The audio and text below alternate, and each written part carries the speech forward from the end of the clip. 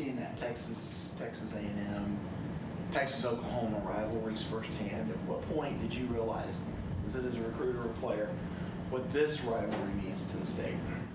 Yeah, I think I definitely realized it just kind of, coming in the spring and, hearing about it and kind of people talking about it and everything that it was. And then kind of hearing about it throughout that summer. I remember going down to Columbia with Will Taylor one time and just kind of hearing more about it, but you don't really know it. And I don't really think that you can really know about it and experience it until you truly experience it, and we played them. And I think that once that happened, it really set in and what it really meant. And I became very aware of that real quick. So that game 2 years ago here. Yeah.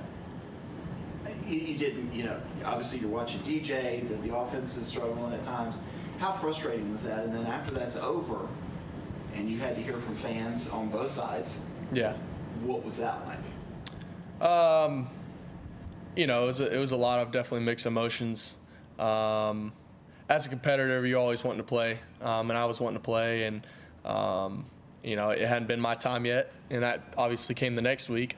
But I wanted to play, but that wasn't my decision. I had to be patient and wait through it, and I was okay with that, and I was content with that. But yeah, having to walk off that field and then march in our, field definitely was not something that I enjoyed at all. So definitely something I still remember a lot, and but it's tough. It was a tough moment, and yeah.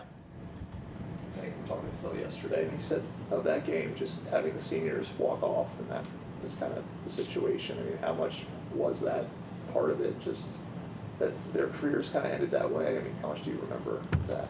Yeah, I mean, I remember that. Obviously, it was a tough feeling for them, and not a feeling that I want to repeat at all. So, I remember Davis Allen and just guys in that room, J Mac, and guys on that offense that they had to leave their career like that, and I felt so bad for them. Yeah.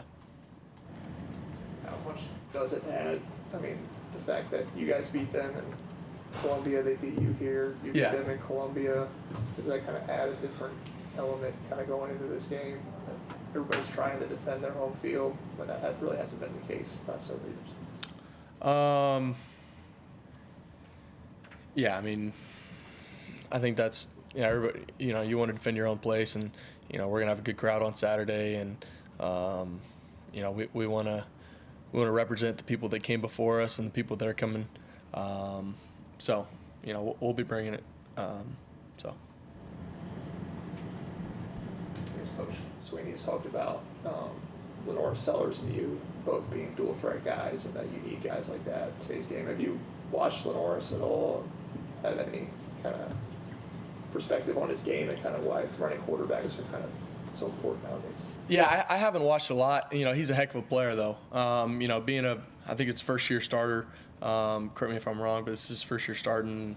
I know that that's not an easy task, and he's obviously been killing it this year, and just the things that he's been able to do with his arm and his legs, it's definitely fun to watch. And what I've seen of him, I haven't sat down and just watched him because I don't really do that a whole lot of the team I'm going to play of their offense, but of what I heard, he's a heck of a player and can definitely use both at times very well. So when you look at how dynamic their pass rush is, do you feel like your dual threat capabilities need to be on full display to kind of mitigate that somewhat, so that you're not just a sitting duck back there?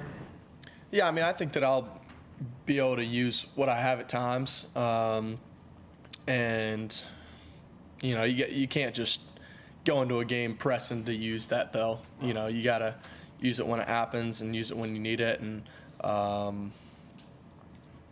just see how the game plays out, and yeah. What do you see out of their edge guys? Yeah, they've got a great front four. 2 long ends, 2 disruptors up front in the tackles, and they're a heck of a team. They're a heck of a defense, and they've been very successful at what they've been doing, and that's definitely a fun challenge. So out of those front four, definitely just long, twitchy guys on the ends and disruptors in the middle, and physical, and When I see them play, I just see that those guys love to play football. They love to play the game, and they're not guys that are trying to go for 1 or 2 plays and get out of there. They're guys that are competitors and love to play the game and are good at it. So, that's you love to play teams like that for sure. Great defense. Do you have it in the back of your mind? Like, the rankings came out last night. You're 12th.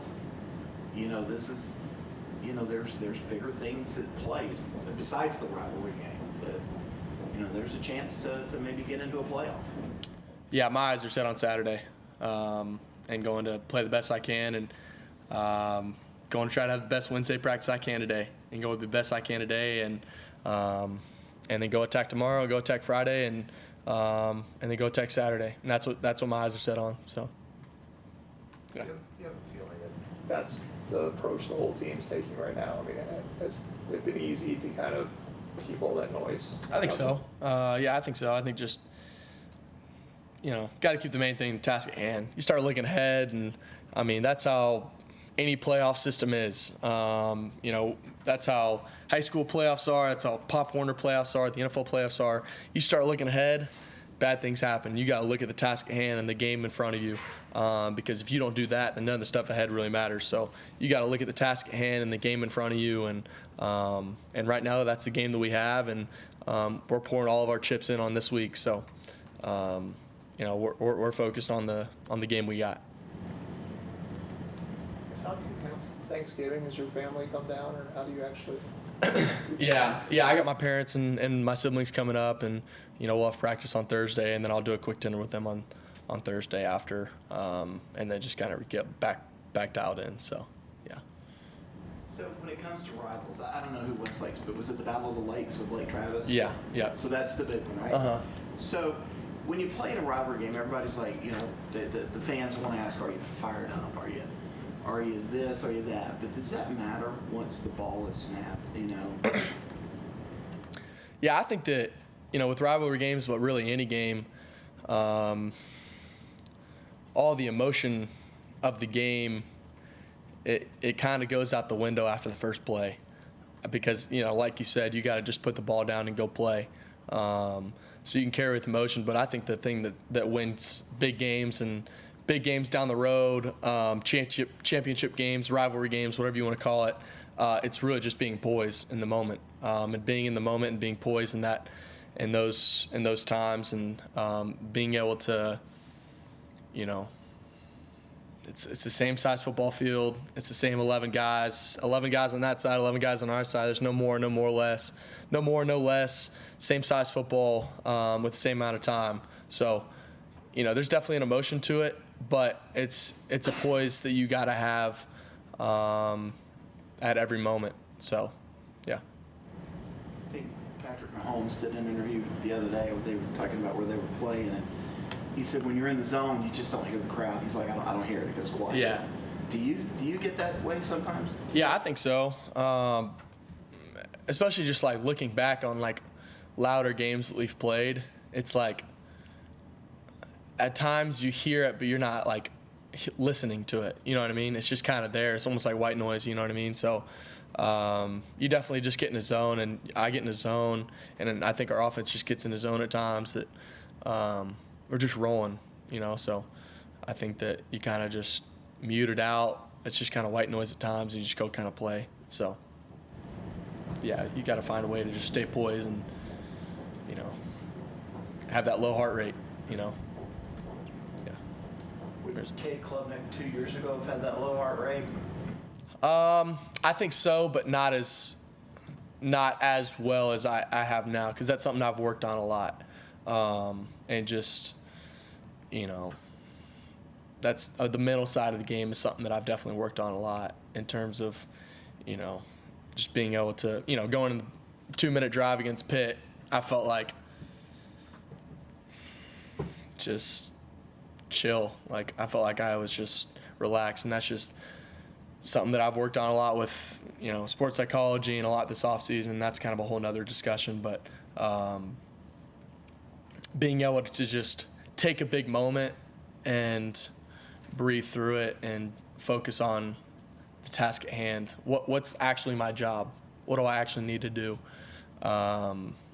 And just being able to kind of silence everything out, just take a deep breath and go. So.